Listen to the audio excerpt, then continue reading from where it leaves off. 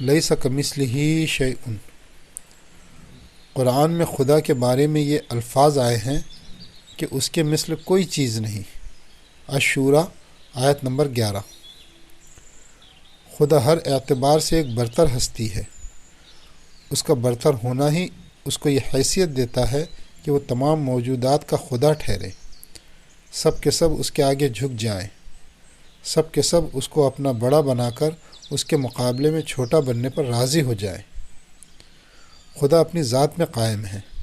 انسان پیدا کیے جانے سے پیدا ہوا ہے، مگر خدا اس سے بلند ہے کہ کوئی اس کو پیدا کرے۔ خدا کا وجود ایک مستقل وجود ہے، وہ ہمیشہ سے ہے اور ہمیشہ رہے گا۔ وہ ایک ہے، وہ سب سے بے نیاز ہے۔ اس کا نہ کوئی باپ ہے اور نہ کوئی اس کا بیٹا، اس کے برابر کوئی نہیں۔ خدا نہیں سے ہے کو برپا کرنے کی طاقت رکھتا ہے۔ وہی ہے جس نے تمام غیر موجود چیزوں کو موجود کیا۔ مادہ اور حرکت اور روشنی اور توانائی اور شعور کی صورت میں جو کچھ آج کائنات میں نظر آتا ہے وہ سب اسی کا پیدا کیا ہوا ہے۔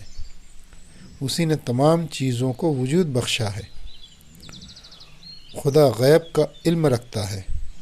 وہ ماضی اور حال کے ساتھ مستقبل کو بھی پوری طرح جانتا ہے۔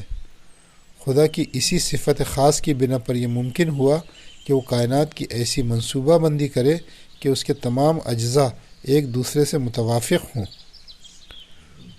ان میں ابدی طور پر کسی نقص کا ظہور نہ ہو سکے۔ خدا ایک زندہ ہستی ہے۔ وہ نیند اور تکان اور کمزوری سے اعلیٰ و ارفع ہے۔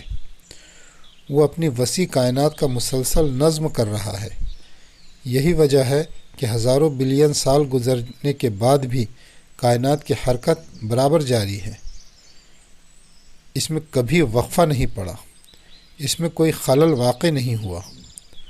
خدا ایک صاحب قوت ہستی ہے۔ خدا اگر صاحب قوت نہ ہو تو انسان کے پاس قوت کہاں سے آئے؟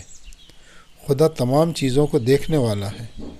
خدا اگر نہ دیکھے تو انسان بھی دیکھنے سے محروم رہے۔ خدا شعور اور ادراک کا مالک ہے۔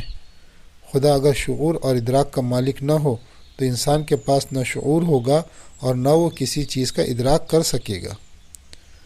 خدا سب کچھ ہے۔ خدا ان صفات کا مالک بھی ہے جن کو ہم جانتے ہیں، اور خدا ان صفات کا مالک بھی جن کو ہم نہیں جانتے۔ موجودہ دنیا میں خدا کی خالقیت کا ظہور ہوا ہے۔ آخرت میں خدا کی حاکمیت اپنی کھلی ہوئی صورت میں ظاہر ہو جائے گی۔ مولانا وحید الدین خان، کتاب الربانیہ۔